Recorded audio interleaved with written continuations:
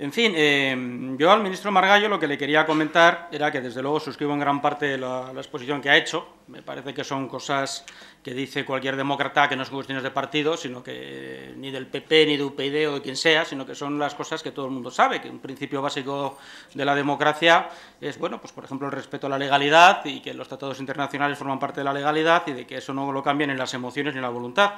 Luego me refiero un poco a eso, que es meternos en terrenos muy resbaladizos. En realidad, mi crítica, que también va en esto, y luego me extenderé un poquito en ella, dentro del tiempo que tengo, es que creo que el Gobierno debería hacer más.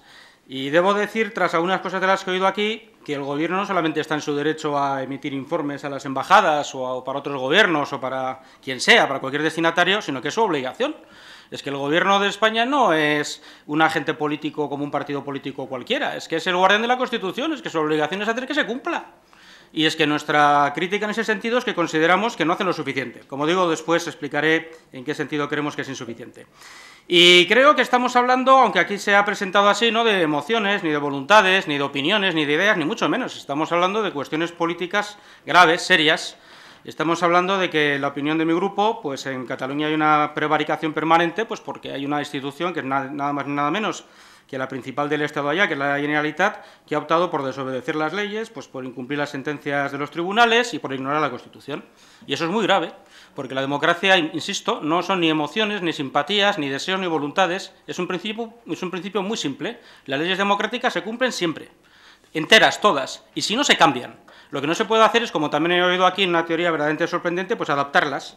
Sí, claro, es decir, ¿con qué fuerza moral y política se puede decir a un ciudadano cualquiera que pague sus impuestos y que cumpla las leyes si resulta que quienes están encargados de velar por que se cumplan las incumplen a discreción y cuando les da la gana? Y esta es la cuestión, y nada de emociones, ni de historias, ni de mandangas. Es decir, la cuestión es, ¿estamos o no estamos con la democracia? Porque lo que ha expuesto el ministro, que como digo es lo que expondría cualquier demócrata, es la cuestión. Es decir, y ahí es donde chirría muchas veces el nacionalismo con los principios de la democracia, incluso cuando es moderado, benéfico, benevolente y bien intencionado. Si se cree que el centro, el sujeto de la política, no es el demos, o sea, la comunidad política de ciudadanos, sino el etnos, o sea, la tribu, es que no se está de acuerdo con el principio básico de la democracia, que es el demos, el que aprueba leyes que obligan a todo el demos por igual. Y alguien no puede decir, ya, pero yo soy el del demos de los Fernández y por lo tanto no me conviene la ley que cumplen los demás, así que voy a ejercer mi derecho de decidir, ser demos para lo que me convenga. Bueno, luego comentaré alguna cosa sobre esa. En fin, yo no he visto el informe en cuestión, aunque supongo que habrá llegado a mi grupo, pero vaya, ya sabe lo que nos pasa a los grupos pequeños, tenemos demasiada lectura y poco tiempo, pero sí he leído el que antes ha exhibido y mencionado elogiosamente, como no podía ser de otro modo, el señor Tardá, por lo cual me deben haber incluido entre los 15.000 personajes influyentes, de lo cual estoy francamente agradecido e impresionado, y espero poder influir un poquito en esto, sobre todo porque creo que es bueno que hablemos y que tratemos de llevar las cosas a su nivel, ¿no? Y el señor Tardá ha hecho una alusión a que ellos pues hacen las cosas a la catalana, sin violencia, sin no sé qué. Mire, todos somos seres humanos, los catalanes y los que no, supongo que en eso es una de las cosas que estamos de acuerdo. Y ese tipo de argumentos son tremendamente peligrosos. Fíjese que ahora estamos celebrando este año el centenario del comienzo de la Primera Guerra Mundial, que comenzó en julio de 1914 y comenzó con una discusión que ahora creo que viene al caso citar. La guerra comenzó, como todo el mundo sabe, pues por el atentado de Sarajevo que cometió un terrorista serbio, Gavrilo Princip, que asesinó al heredero de Austria-Hungría y provocó a su vez una reacción nacionalista de Austria-Hungría apoyada por Alemania.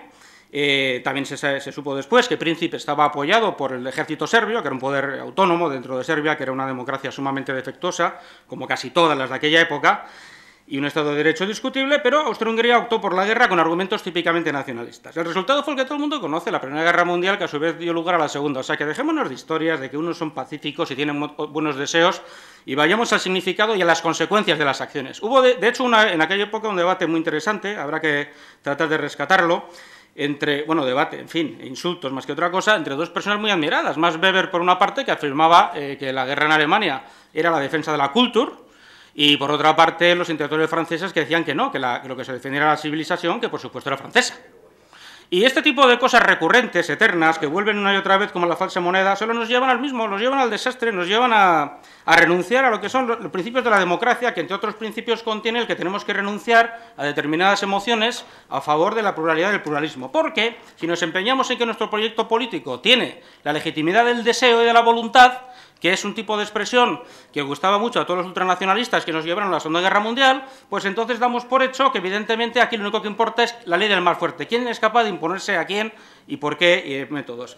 De hecho, en ese libro, a favor de la secesión catalana, la verdad es que está lleno de falsificaciones históricas realmente sonrojantes. Yo solo voy a recordar una de pasada, y yo lo ojeé, lo miré con mucho interés, me pareció que estaba muy bien hecho desde el punto de vista del marketing y que era una aberración desde el punto de vista de la historiografía científica y de la convivencia, de los principios más elementales de la convivencia. O sea, hacer un libro para insultar a tus vecinos permanentemente es realmente un objetivo, en fin, que debería avergonzar incluso a los que defienden los fines que se invocan, ¿no? Y, por ejemplo, cita de pasada que durante el sitio de Barcelona en 1714, que de paso es uno de los leitmotiv de la campaña secesionista, han convertido una guerra dinástica, que no fue otra cosa, en una guerra de España contra Cataluña, que acaba en una invasión española de Barcelona, bueno, pues se sostiene algo tan pintoresco y peregrino como que el sitio de Barcelona hubo más víctimas que durante la resistencia de Madrid contra el ejército de Franco. Que eso sí que fue una resistencia admirable y puesta por todo el mundo como ejemplo de una resistencia democrática, aunque igual no eran demócratas del todo todos los que estaban ahí implicados. Y eso sí que era un ejército fascista de verdad. Ah, y resulta que era una anécdota, una cosa menor, comparado con la defensa de Barcelona por las tropas, en fin, de lo que era la defensa dinástica de los Habsburgo. En fin, realmente es increíble. Pero es que este tipo de cosas que parecen tonterías son graves, porque acaban profundizando en el odio étnico y en enfrentar a gente que no tiene por qué estar enfrentada. Y eso lo digo yo, que, en fin, conozco bastante qué pasó durante la guerra en Barcelona por la tontería de que mis abuelos estuvieron refugiados allí, pues como republicanos vascos, como muchos otros. Y sé que en Madrid aguantó y Barcelona no, lo cual a mí no me parece ni criticable ni opinable, simplemente es un hecho histórico. Cambiarlo lo que me parece, con objetivos políticos incalificables, me parece reprobable. Esta es la cuestión. Y, en fin, miren, hay un problema aquí de fondo, y paso ya a la crítica, en fin, breve, que quiero hacer a la actividad del Gobierno, que es la constante contraposición del derecho a elegir con el derecho a decidir. Miren, la democracia es el derecho a elegir. Y cuando se elimina por el derecho a decidir, se elimina la democracia, porque la democracia funciona en que podemos elegir porque hay pluralismo. Si nos cargamos el pluralismo, entonces no tenemos nada que elegir. Ahora, eso sí, hemos decidido. ¿Qué hemos decidido? Cargarnos la democracia, que es pluralismo. Y esto es así, nos pongamos como nos pongamos, invoquemos las razones místicas y míticas que queramos invocar.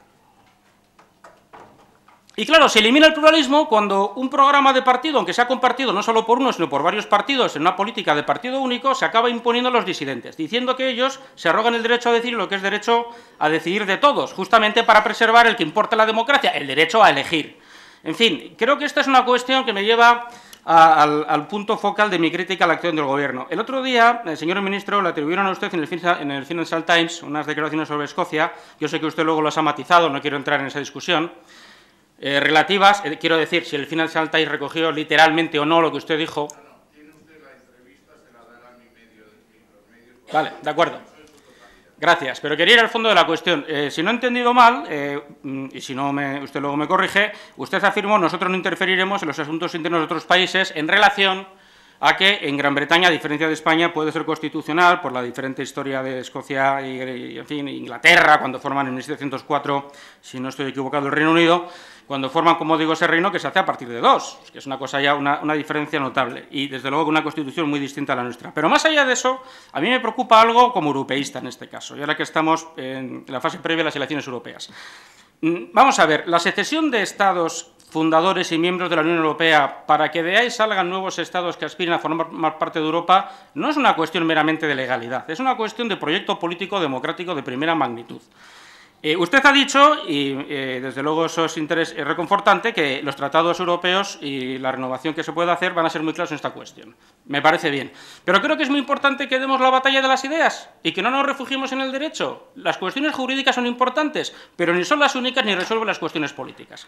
Y la cuestión política es que Europa se tiene que construir como un nuevo demos más grande, más inclusivo, y eso es lo que hace que entre en confrontación frontal pues, con el nacionalismo. ¿Por qué? Pues porque el frontalismo es el proyecto de la exclusión.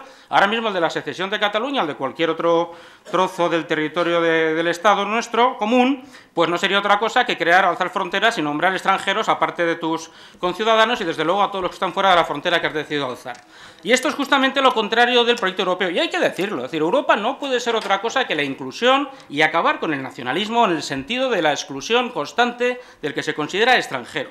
Y esto no tenemos que refugiarnos solamente en citar los tratados y las leyes internacionales vigentes o las dificultades que, como ha tenido Kosovo o el Sáhara Occidental, van a tener para reconocimiento por la comunidad internacional, simplemente porque basta con que un país más serio a veces que nosotros con estas cuestiones, como puede ser Estados Unidos o Francia o cualquier otro, ponga la prueba. España no es el único, además, usted lo sabe mejor que yo, señor ministro, el único país europeo que tiene problemas de tensiones nacionalistas secesionistas.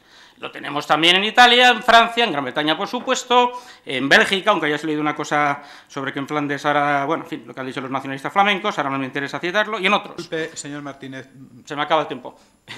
Tiene usted medio minuto más. Por favor. Sí, gracias. Acabo ya. Yo lo que le llamo al ministro y al Gobierno es a dar la batalla de las ideas y que lo hagan como Gobierno de España, que es guardián de la Constitución, incorporando los argumentos de cualquier demócrata.